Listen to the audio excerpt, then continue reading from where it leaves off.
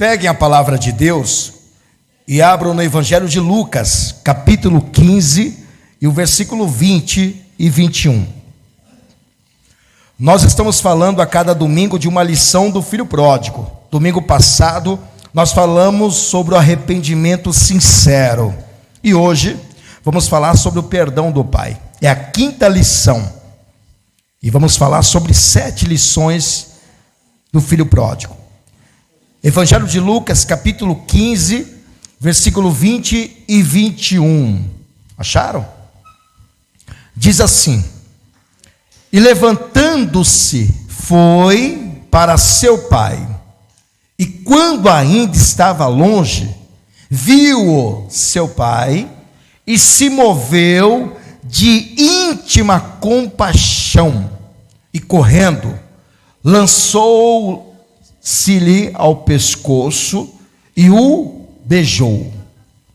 E o filho lhe disse: pai, pequei contra o céu e perante ti, e já não sou digno de ser chamado teu filho.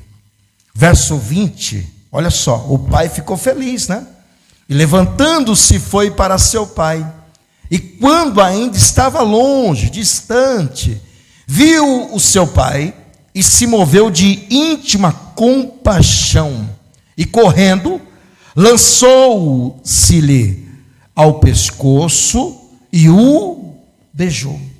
E não somente o beijou, como também o perdoou. Porque o pai é bom, né? O pai vendo o estado do filho. Imagine o pai olhando pela porteira, só ali, esperando. Imagina todas as vezes que o pai ia até um certo lugar da fazenda, ele ia até a próxima porteira da fazenda, e ele ficava olhando, pensando: será que meu filho não vai voltar? Porque já passou muitos anos, eu não tenho contato com ele, ninguém sabe onde está, ele foi para um lugar bem distante, não me procura. E o pai ficava sempre olhando a porteira, pensando: será que meu filho vai voltar? Como é que está o meu filho? Qual é o estado dele? Será que ele se deu bem? Porque naquele tempo não tinha internet, não tinha WhatsApp, não tinha telefone, não dava para se comunicar. Mas tinha que esperar uma mensagem de um mensageiro, alguma carta, alguma coisa assim, mas o filho sumiu. E o pai olhava sempre pela porteira. E quando, num certo dia, o pai olha pela porteira, ele vê de longe quem? O filho. E quando ele vê o filho, o coração dele se derrete. E como é que está o estado do filho? O filho está parecendo um mendigo. Saiu todo bonitão, com maleta cheio de ouro, de prata, né? Com riqueza, que era parte da fazenda que ele tinha direito. Saiu, sabe, num cavalo, saiu todo bonito, foi embora. Foi bonito, mas voltou feio para a casa do pai. Quando o pai olha assim, o pai sabe que é o filho dele, mas vê o estado dele que é irreconhecível. Roupa velha, descalço, fedendo, cabelo grande, barba por fazer, e o filho naquela situação. Mas o pai é tão bom que o pai o perdoa. Olha lá, o pai vai ao encontro do filho. E aquele pai sempre, todos os dias, ia até a porteira esperando o retorno do filho pródigo, até que ele retornou. E esse pai tem misericórdia, porque é um pai compassivo e um pai muito bom. Quem crê que o pai é bom? Quem crê que Deus é bom? Você crê? Então vou reler mais uma vez este versículo, e eu quero que você repita comigo bem alto e bem forte. Vamos lá? E levantando-se, mais alto, e levantando-se, foi para seu pai. E quando ainda estava longe, viu-o seu pai e se moveu de íntima compaixão. E correndo o pai, lançou-lhe ao pescoço e o beijou e também o perdoou. Quantos creem nesta palavra? Você crê? Então desocupe as tuas mãos e dê para esta palavra a mais forte, a mais sincera e a mais poderosa salva de palmas. E enquanto você aplaude, abre a sua boca e começa a glorificar, porque o seu Pai é bom, o seu Pai é maravilhoso, o nosso Pai é misericordioso, compassivo. Senhor meu Deus e meu Pai, a sua igreja te glorifica, a sua igreja te aplaude. Abre os céus para receberem esses aplausos, e a cada pessoa que te glorifica nesta manhã, derrama a sua glória, o seu poder, e venha com seu Espírito Santo, e tome a boca do mensageiro, tome os lábios do pregador, e envie, Senhor, a sua palavra, com poder e autoridade, com poder e revelação, e que a sua palavra vá e percorra toda a terra e produza o resultado para qual está sendo mandada, em nome de Jesus, amém e graças a Deus. Podeis assentar.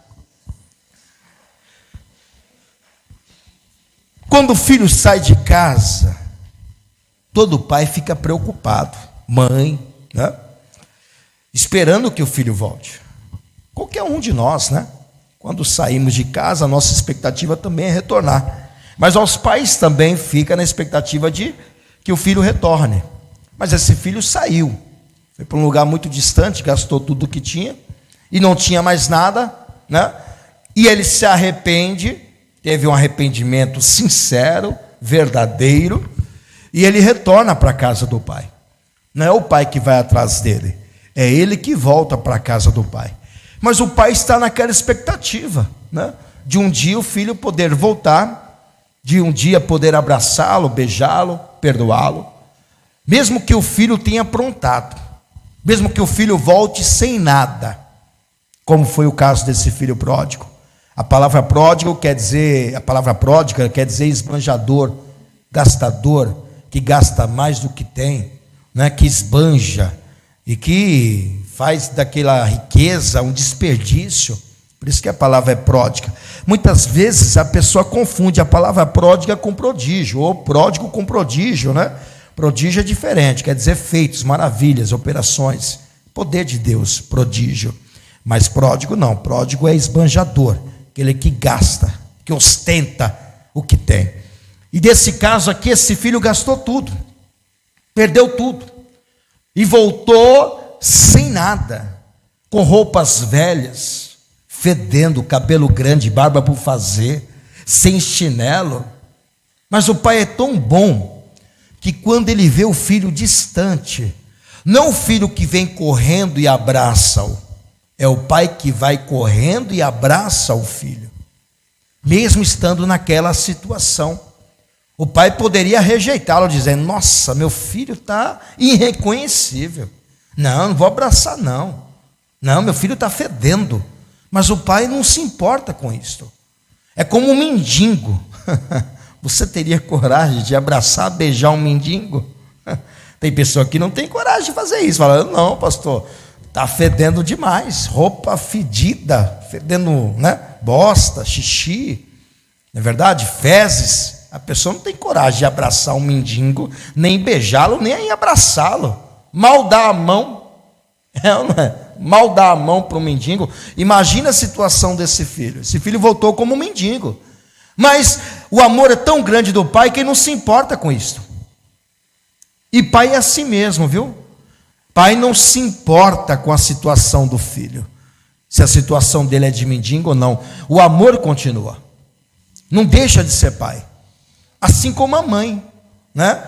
A filha também não deixa de ser filha. Você vê que é um amor que está dentro do pai e da mãe, que não pode ser arrancado. Ainda que o pai ou a mãe fica triste, às vezes raivosos, né? Raiva, ira por conta do filho ter aprontado ou ter feito algo que não agradou, mas mesmo assim tem um amor dentro do coração do pai, da mãe, porque é um amor que saiu de dentro. O filho saiu de dentro, então tem uma parte que fica dentro do coração da mãe, do coração do pai, como nesse caso do pai do filho pródigo. você for ver mais à frente, o irmão já está com raiva desse filho, mas o pai não. O pai o ama, e diz a palavra que ele teve compaixão. A palavra compaixão no latim é compassion, quer dizer sentimento comum, união de sentimentos, entender a dor de outra pessoa e sentir dó do seu sofrimento. Então, quando se fala de compaixão, é a pessoa sentir a dor da outra pessoa naquele estado. E foi exatamente isso que esse pai teve. Ele sentiu a dor do seu filho, teve compaixão, ou seja, um amor sincero por aquela situação que esse filho estava vivendo. A palavra compaixão aparece algumas vezes na Bíblia Sagrada, mesmo no Velho Testamento quanto no Novo Testamento. A palavra aparece 83 vezes nas Escrituras, ou seja, em toda a Bíblia aparece 83 vezes a palavra compaixão, 65 vezes no Antigo Testamento e 18 vezes no Novo Testamento. Isto prova de que Deus se compadeceu do seu povo e da situação deles, mais vezes no Antigo Testamento do que no Novo. Por que Deus se compadece das nossas necessidades ou das nossas dores? Porque nós saímos de dentro de Deus. Você pegar a história da humanidade, quando Deus o criou, o ser humano, o que ele colocou dentro? Quem se lembra? Deus foi lá no barro, e do barro ele formou um boneco, não foi isso? E esse boneco que Deus formou, diz a palavra que ele formou a sua imagem e semelhança. Está lá a imagem de Deus, até nisso Deus o criou, a imagem e semelhança. Só que o boneco não tinha vida, não tinha vida. Então o que Deus fez? Pegou uma folhinha de uma árvore e passou no nariz do boneco, e o boneco tornou-se uma alma vivente. Não foi isto? Não foi, não?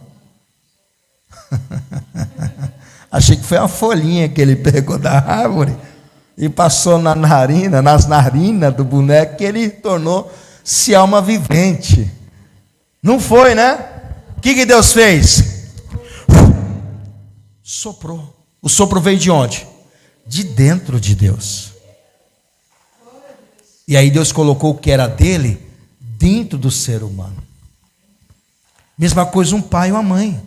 O filho sai de dentro, não foi de fora. E aí é por isso que existe esse amor, essa compaixão, por pior que esteja a vida da pessoa, a situação dela, ou por pior erro que ela cometa, a situação, porque é algo que está dentro. Não tem como tirar algo que está dentro. Claro, o pai e a mãe muitas vezes podem se decepcionar com os filhos, podem ficarem bravos, irados, podem ser um pai ou uma mãe que não aceita coisas erradas, mas sempre vai ter o amor, não vai? Sempre vai ter aquele sentimento de pai e de mãe para com os filhos, que vai entender este lado.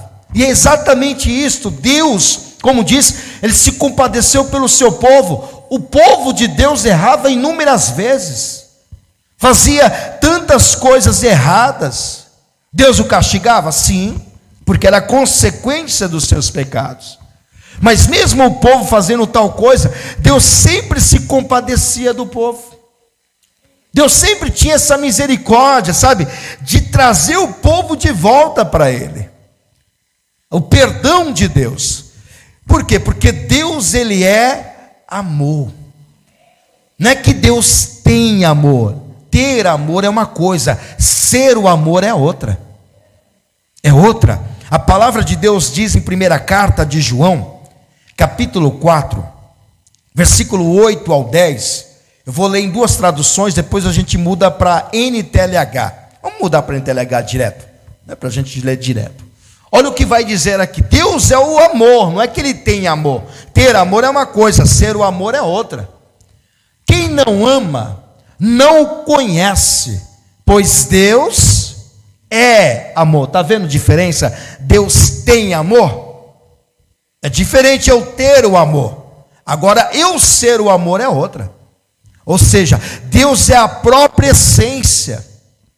A própria essência do amor. Então não tem como Ele não a amar. Porque não é questão de ter. Eu posso ter e não ter mais. É ou não é? Ah, eu tenho amor por tal pessoa. Ah, mas eu não tenho mais amor. Por isso que nós não chamamos de amor. Nós o chamamos de paixão. Quando há um relacionamento assim.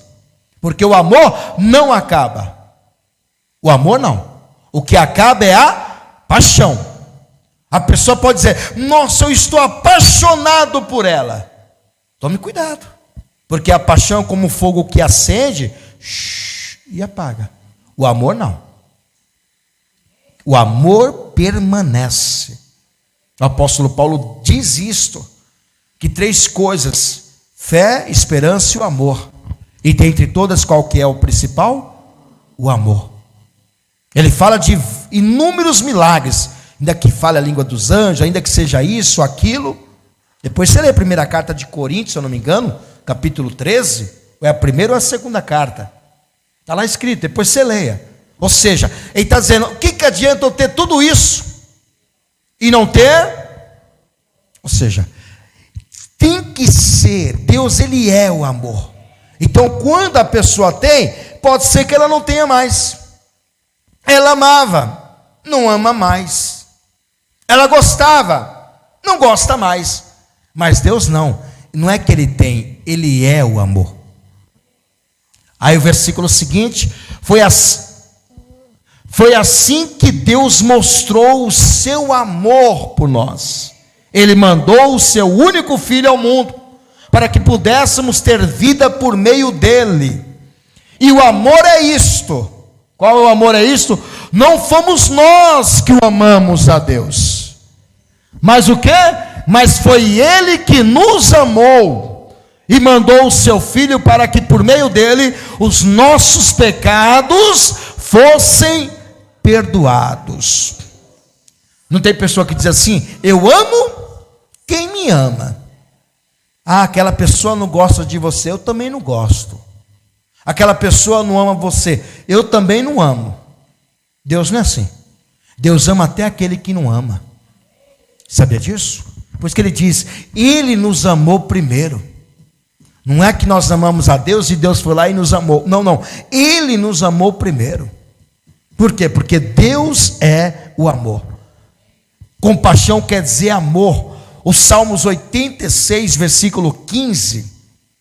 vai dizer sobre a compaixão de Deus por nós. Mas tu, Senhor, és Deus de compaixão e de amor. És sempre paciente, bondoso e fiel. Deus tem o quê? Paciência. Ai, se Ele não tivesse, nenhum de nós estaríamos aqui hoje, viu? Porque o que nós aprontamos é ou não é? Rapaz, Deus é muito longânimo, muito paciente para com os nossos pecados. Porque se Ele fosse tratar da mesma moeda, o que nós fazemos com Ele, não ficaríamos um. É ou não é? Não ficaria um. E olha o que diz Romanos 5, versículo 8.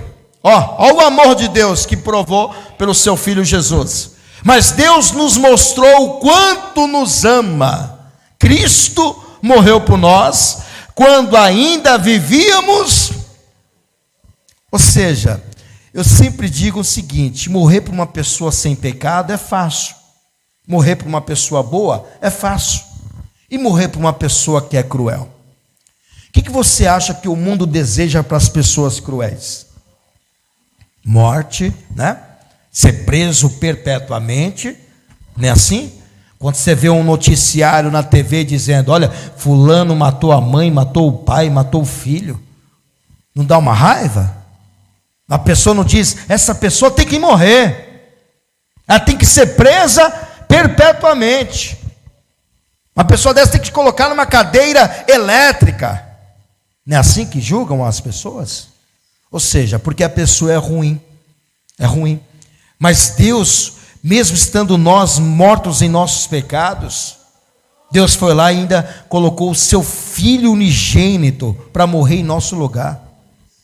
Tem uma prova de amor maior do que esta? Tem uma prova maior do que esta de amor?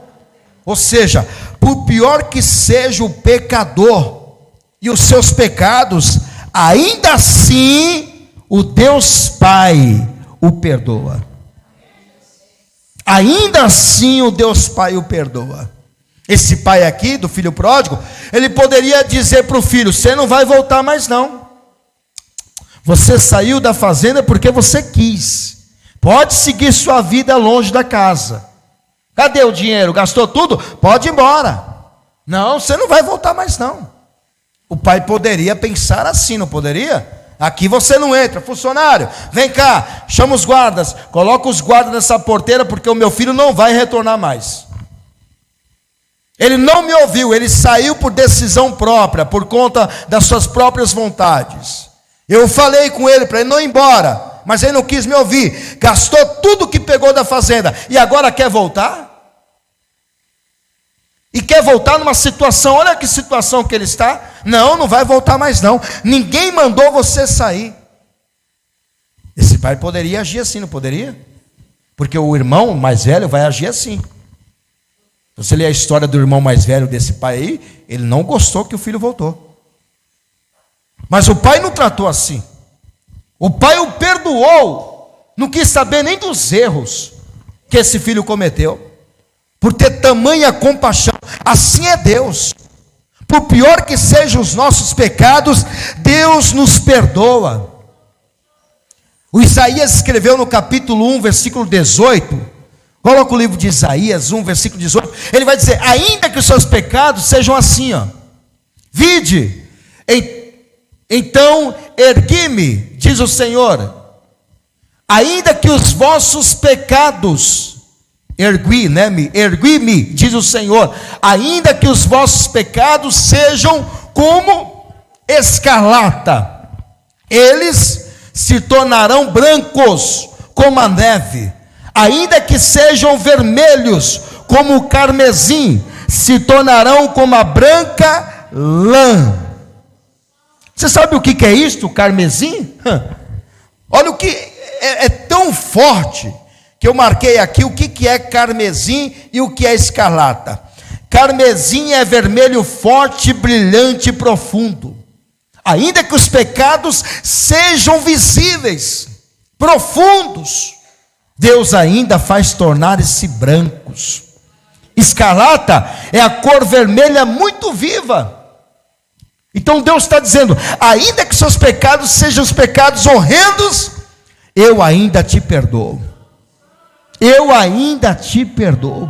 Ainda que esse filho fez o que fez, aprontou anos e anos, gastou tudo, voltou como mendigo para a casa do pai, o pai o abraçou, o pai o beijou, o pai o perdoou e disse: eu não lembro mais do que você fez. E olha que o filho, olha que o filho vai falar para o pai o que ele fez. Ele mesmo vai contar a história, de que ele vai dizer: pai, pequei contra ti, pequei contra o céu. Ele vai contar a história, mas o pai não está tocando no pecado dele. O pai não está tocando no que ele fez. Esqueceu aquilo que ele aprontou. Ele quer saber agora de uma nova vida, daqui para frente. Em Hebreus capítulo 8, versículo 12, a palavra de Deus diz assim: porque serei misericordioso para com as suas iniquidades, e de seus pecados, e das suas prevaricações, não me lembrarei mais. Você sabe o que é prevaricações? Iniquidades são pecados. Você sabe o que é isso, prevaricar? É quando o juiz conhece a lei e não julga. Ou seja, deixa passar. Isto é o que? Prevaricar. Ou seja, Deus está dizendo: ainda que você conheça a minha palavra e não tenha praticado, eu ainda te perdoo. Eu ainda te perdoo. Ainda que você leu, sabe o que leu, sabe o que eu gosto, sabe o que eu peço, sabe o que eu mando, mesmo assim você não fez, eu te perdoo. Eu te perdoo. Isso é prevaricar. É saber o que tem que ser feito e não o fazer. Iniquidades são pecados, né? Prevaricar e transgredir a lei de Deus, né? É saber e não fazer. Capítulo 10 de Hebreus, versículo 17, vai dizer também assim: e jamais me lembrarei de seus pecados e de suas iniquidades. Você já reparou que onde tem pecado tem iniquidade? Você já reparou nisso? Onde Deus fala de pecado, Ele fala também de iniquidade. Pastor, mas iniquidade e pecado não são as mesmas coisas? São, mas uma coisa é diferente da outra. Você sabia disso? Por exemplo, o pecado está em todo o nosso redor. Se eu olhar para uma pessoa cobiçar, já pequei, não é? Já pequei, só de olhar. A lei mandava consumir e ter testemunhas, mas Jesus foi mais além, disse só de olhar. Cobiçar já pecou, ou seja, sentir no coração. Ou seja, se eu pegar uma caneta, alguma coisa tão simples, uma bala de alguém não é minha, eu já pequei. Se eu pensar em alguma coisa errada, eu já pequei. Então o pecado está em todo momento à nossa volta. E iniquidade? Iniquidade é você fazer aquilo e continuar fazendo.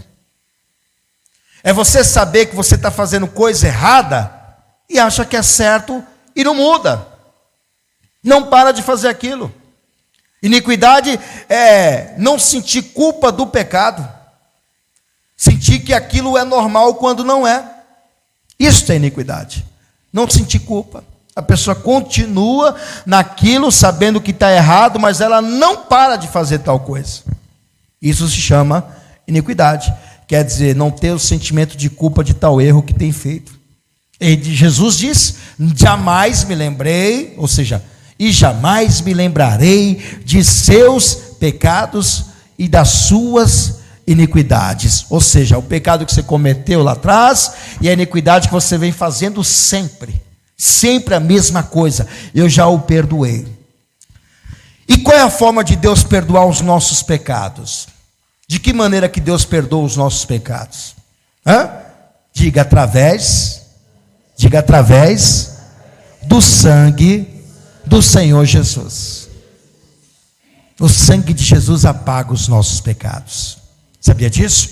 Jesus vai dizer em 1 João capítulo 1, versículo 7, que ele diz que o sangue de Jesus nos purifica de todo pecado. Mas se andarmos na luz, como Ele na luz está, temos comunhão uns com os outros, e o sangue de Jesus Cristo, seu Filho, nos purifica de todo pecado. É assim que Deus apaga os seus pecados, pelo sangue do seu Filho unigênito, nosso Senhor e Salvador Jesus Cristo. Ele nos purifica de todos os nossos pecados. E ainda que seja carmesim, ainda que seja como escarlata, vermelho brilhante, profundo, um vermelho vivo, ainda que seja assim os nossos pecados, Jesus fará que fiquem brancos como a lã e brancos como a neve. E sabe como é que fica branco? Quem gosta de lavar roupa aí? O que você coloca para branquear a roupa? Vamos lá, mulheres que gostam de lavar roupa. Mulheres que lavam roupa. Como? Vanish.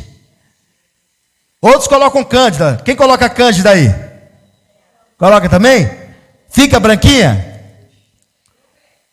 Depende. Outros lavam com omo. Quem lava com omo? Fica branquinha? Sabe como Jesus vai lavar os seus pecados? Aponta para cá. Ou aponta para lá.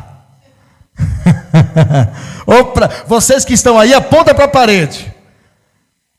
E vocês que estão para cá, não dá, aponta para cá. Diga, é ali que Jesus vai lavar os seus pecados. Diga, quando você passares pelas águas, as águas vão lavar os seus pecados. Sabe o que diz lá em Atos dos Apóstolos? Olha só o que diz, capítulo 22, versículo 16. Os nossos pecados são branqueados através da lavagem. E lavagem é batismo nas águas. E agora, olha o que Deus está dizendo para Paulo, hein? O Senhor Jesus. E agora, por que te detens? Por que te impeças? Por que você retém, hein? Levanta-te e batiza-te e lava os teus pecados, deixe eles brancos. Pode aplaudir o Senhor. Lave os teus pecados. E sabe quando que você vai lavar os teus pecados? Você que ainda não lavou? No dia 7 de dezembro, hein? Viu, Gedson? Viu, Ivanilda? Dia 7 de dezembro. Quem mais ainda é batizado nas águas? Todos são, né? Dia 7 vocês vão lavar os teus pecados. E esta água aí, meu Deus, é a água que vai deixar branquinha. Não é à toa que quando você desce as águas, aí você sobe, você está branquinho, né? Mas depois você vai ver as águas, quando acaba o batismo, como é que estão as águas? Preta. É ou não é? Você já viu que as águas do batismo ficam pretas? Quem já viu isso? É porque seus pecados ficaram todos lá. Você desceu um pecador arrependido e saiu branco como a neve, porque os teus pecados foram lavados. É assim que Jesus vai lavar os teus pecados. Agora vem cá, este pai é bom, não é? Eu vou mostrar para você 4 atitudes desse pai do filho pródigo. 4 atitudes que esse pai teve com o seu filho. Primeiro, esse pai aguardava o seu filho ansiosamente. Lembra que eu disse que todas as vezes que ele ia até a entrada da fazenda, ele ficava olhando na porteira assim. Quando ele via alguém, um vizinho, fazendeiro, ele olhava e dizia, meu filho, deixa eu ver. Ah, não, é o vizinho, o seu Joaquim. Aí o pai voltava para a fazenda, trabalhava, estava um pouquinho lá na frente da fazenda, na porteira, ele olhava para a porteira de novo. Estou vendo alguém com uma mochila nas costas, uma sacola de couro. É meu filho. Ah, não, é o filho do vizinho. Aí voltava para a fazenda. Aí o pai, no outro dia seguinte, ele não dormia, né? Porque ele ficava pensando no filho. O pai não dorme, né? Quando o filho sai de casa. A mãe também não. Aí olhava no outro dia seguinte, ia lá na porteira, pegava um banquinho, sentava alguns minutinhos ali, esperava o filho e nada. E o pai estava naquela expectativa, meu filho vai voltar. Meu filho vai voltar. E o pai ficava ali, até que ele aguardava ansiosamente o filho, né? Primeiro motivo desse pai aqui, a atitude que ele tomou, ficar lá na beira, lá na entrada da porteira, esperando o filho voltar. A segunda, até que o filho voltou, aí ele viu o filho vindo. A segunda atitude que esse pai tomou, sabe qual foi? Teve compaixão de ver o seu filho naquela situação. Ele poderia julgá-lo, seu filho, ele poderia batê-lo, ele poderia repreendê-lo, como todo pai faz quando o filho está errado, mas ele não fez isso. Ele teve pena, compaixão em ter pena da situação que a pessoa está enfrentando, e teve compaixão do filho. Quando ele viu, imagine aquele pai, deve ter dado um sentimento tão forte no coração dele, que ele começou a derramar lágrimas. Ao mesmo tempo ele derramou lágrimas por felicidade, e ao mesmo tempo ele derramou lágrimas pela situação do filho. Ele não sabia se chorava pela dor do filho, ou se ele chorava por alegria do filho ter voltado. Essas duas coisas ficaram dentro do coração do pai. Sentimento de pena naquela situação e alegria ao mesmo tempo. Conhece alguém assim que já teve sentimento de tristeza ao mesmo tempo de alegria? Essas são as emoções que a psicologia fala que há dentro do ser humano. A emoção que reage pela alegria e pela tristeza. Então esse pai teve compaixão. E o terceiro motivo, ou a terceira atitude desse pai, o pai correu ao encontro do filho. O pai nem esperou o filho chegar à entrada da porteira. O pai foi o primeiro a correr. Quem deveria correr não era o pai, que deveria correr era o filho. Porque quem saiu da fazenda foi o filho, não foi o pai. Mas o pai que foi ao encontro. O pai correu, foi ao encontro do filho, e o que o pai fez? Quarta atitude: abraçou, beijou e perdoou o seu filho. Este pai é bom. Poderia o pai estar ali, dando uma lição de moral, o repreendendo, ainda que o recebesse. Vem aqui, filho. Olha que situação que você está. Pelo amor de Deus, por que você saiu da casa do pai? Eu falei para você não sair. Você vai ficar de castigo agora. Você está voltando, vai ficar lá na salinha. O pai poderia ter feito essas coisas, mas não. Imagine se o pai tivesse feito isso. Como é que estava o coração do filho? Destruído. O coração do filho já estava dilacerado. Imagina o pai se ele agisse desta forma. Ele teria perdido o filho de novo. O filho estava ali para ser abraçado, para ser beijado, para ser perdoado, porque a situação que ele se encontrava era uma situação muito triste, dolorosa, e esse pai fez o que era correto. Você sabe a situação, né? Então, em cada situação você sabe como se comportar, e esse pai se comportou de maneira correta. E esse pai que eu coloco aqui é Deus conosco.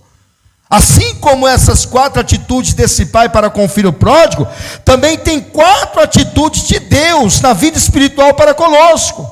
A primeira atitude de Deus para conosco, que Deus é o nosso pai nesta história. Deus tem misericórdia dos nossos pecados. Ou seja, Deus tem misericórdia dos pecadores. Porque se não fosse a misericórdia de Deus, nós não estaríamos aqui. Olha o que diz em Lamentação, capítulo 3, versículo 22. As misericórdias de Deus. Claro que todo pai quer corrigir, quer repreender a situação. Mas o filho estava em uma situação muito desfavorável. E às vezes Deus também nos conhece. Olha o que Deus disse: as misericórdias do Senhor são a causa de não sermos consumidos, porque as suas misericórdias não têm fim. Então, e a pessoa, que o pai não age assim, pai humano, né? Mas a pessoa, se o pai tratasse como Deus trata, o pai sempre, quando o filho erra, quer dar uma palminha, quer colocar de castigo, quer o corrigir, quer o ensinar, não é assim? Deus sempre usa de misericórdia pelos nossos pecados. Ou seja, as misericórdias de Deus não têm fim. Quantos pecados que nós não cometemos diariamente, todos os dias, por pensar, por negligenciar, até quem sabe fazer o bem e não faz, comete pecado. Sabia, se você passar na rua e ver uma pessoa caída, doente ou acidentada, e você não fazer nada por ela, você pode ser presa, se a polícia passar no momento? Por quê? Omissão de socorro. A omissão de socorro não está somente na ambulância ou no hospital, está também na pessoa vendo a vítima caída. Você sabia disso? E não tem nem desculpa, eu não tinha telefone. O quê? Todo mundo tem telefone. Pode te enquadrar nesta lei. O Tiago diz que aquele que sabe fazer o bem e não o faz, comete pecado. Então, em todo momento, em todas as horas, em todos os dias, os pecados estão à nossa volta. Em todo momento nós temos negligenciado, cometido pecado por negligência, por omissão, por palavras, por gestos, por atitudes. E se Deus agisse assim, hein? Diz aí, quem seríamos nós? Nós não estaríamos nem mais vivos. Nós estamos vivos porque as misericórdias do Senhor são a causa de não sermos consumidos, ou seja, destruídos, mortos, porque as suas misericórdias não têm fim. não tem fim. Sabe o Pedro? O Pedro chegou para Jesus e ele disse para Jesus assim: Jesus, até quando devo perdoar o meu irmão? Você lembra dessa história? E aí Pedro diz: não é até 7, Jesus? E Jesus disse até 7, né? Foi assim que ele disse? Jesus disse: não digo até 7, mas eu digo 70 vezes 7. Eu acredito que quando Pedro estava fazendo essa pergunta para Jesus, e é a primeira vez que você vê alguém fazendo a pergunta e a mesma pessoa responde. Quando a pessoa faz uma pergunta, ela espera a outra responder. Por que a pessoa faz uma pergunta e já responde junto com você? Porque ela quer que você concorde com ela. Sabe o que Pedro queria que Jesus fizesse? Concordasse com o erro dele, ou não liberar mais perdão, porque Pedro já tinha liberado, vamos supor, 7 vezes o perdão para a pessoa que o ofendeu.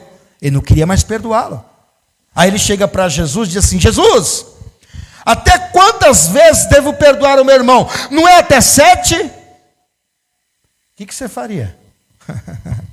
É eu pegar o vilarino assim desprevenido, e eu estou fazendo uma coisa, eu quero passar como o bonzinho, eu quero que esse negócio que eu estou querendo fazer passe e o vilarino concorde comigo mesmo estando errado.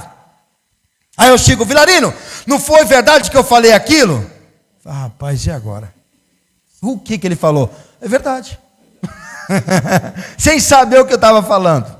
Ou seja, eu já faço isso na intenção de ele concordar comigo. Então foi exatamente isso que Pedro fez. Ele queria que Jesus dissesse: sim, Pedro, até 7.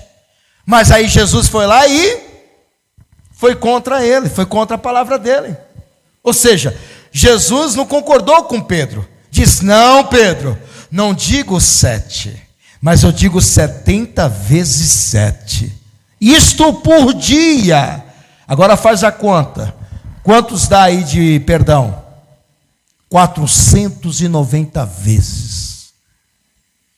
Não é por ano. Até que seja por ano, você ainda vai ter 490 vezes para perdoar. Mas isso é por dia. Então quer dizer que nós pecamos todas as horas, hein? Todas as horas. Porque 490 vezes de perdão por dia. Fala sério, quem peca mais de uma vez por dia aí? Ainda bem que você é sincero, viu?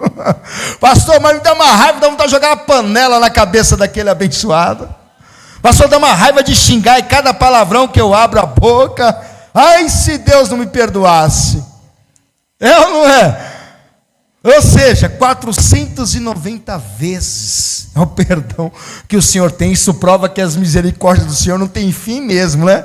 Porque se tivesse um limite, ó, já estava na linha.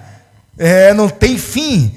Segundo significado para a nossa vida espiritual, este pai aqui, com Deus. O amor de Deus por eles, pelos pecadores, por nós, é tão grande e imensurável. Sabe por quê? Porque Deus provou esse amor entregando quem? Seu filho. João capítulo 3, versículo 16.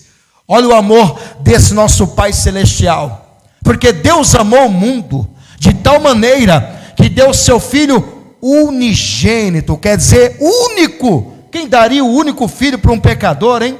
Para que todo aquele que nele crê não pereça, mas tenha a vida eterna. Isto é prova de que o amor de Deus por nós pecadores, é imensurável e tão grande. Terceiro significado espiritual para nossas vidas: quando o pecador se arrepende e volta para Deus, Deus o perdoa e apaga os teus pecados. Isaías capítulo 43, versículo 25. Eu vou mudar a tradução para NTLH, depois a gente muda para RC. Olha o que vai dizer: mas eu, Deus, eu mesmo sou o seu Deus, por isso perdoo os seus pecados e os esqueço.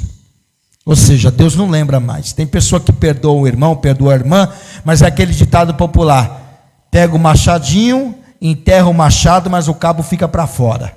Conhece alguém assim? que diz: eu te perdoo, irmão, mas eu vou enterrar o meu machado aqui. Só vou enterrar a lâmina, porque o cabo fica para fora. Qualquer coisa eu pego de volta. Conhece alguém assim? Que perdoa, mas não esquece? Quem conhece alguém assim que perdoa, mas não esquece? Deus diz o quê? Eu não me lembro mais dos teus pecados. Você pode dizer: mas Senhor, eu fiz aquilo. Aquilo o quê? Eu fiz aquilo ontem. Não fiz aquilo 10 minutinhos antes. 10 minutinhos antes? Eu não me lembro mais. Não me lembro mais porque eu já esqueci. Deus te perdoa. Como esse pai, ele não lembrava do que o filho fez. Ele não lembrava. Por isso que ele abriu a porteira de novo da fazenda para o filho voltar. Porque se ele não tivesse perdoado, você acha que o pai teria aceitado o filho de volta? Não teria aceitado. Ele só aceitou porque ele perdoou. E o perdão é assim, faz você esquecer dos pecados. Quarto e último motivo, ou seja, quarto significado para a nossa vida espiritual. Deus faz festa no céu pela volta do pecador que se arrepende. Há uma linda festa. Lucas capítulo 15, versículo 7. Olha o que diz: digo-vos que assim haverá alegria no céu, festa, por um pecador que se arrepende, mais do que por 99 que não necessitam de arrependimento. Ei, vem cá, o que esse pai vai fazer lá na frente para esse filho? Uma linda festa. Ele vai colocar todo mundo para celebrar a festa por aquele filho que estava morto e reviveu, estava perdido e foi achado, e o pai o perdoou. Se coloque de pé. O pai não lembra mais dos teus pecados. Diga: Deus já me perdoou. Ele não se lembra mais do que eu aprontei, dos meus pecados, porque a graça, a misericórdia do Senhor é sobre mim. Agora diga: esse pai, que é Deus, é tão bom e misericordioso, e que se compadece pelo meu sofrimento, pela minha situação, e me perdoa e me abençoa. Este pai é bom, amém? Pode aplaudir o Senhor. Que Deus te abençoe, que Deus te guarde. Então hoje nós aprendemos o perdão do Pai. E quem é o Pai? Deus. Quem quer receber o perdão do Pai? Pastor, eu tenho cometido alguns erros, pastor. Sinceramente, eu tenho feito coisa que Deus não se agradou. Vem aqui na frente que eu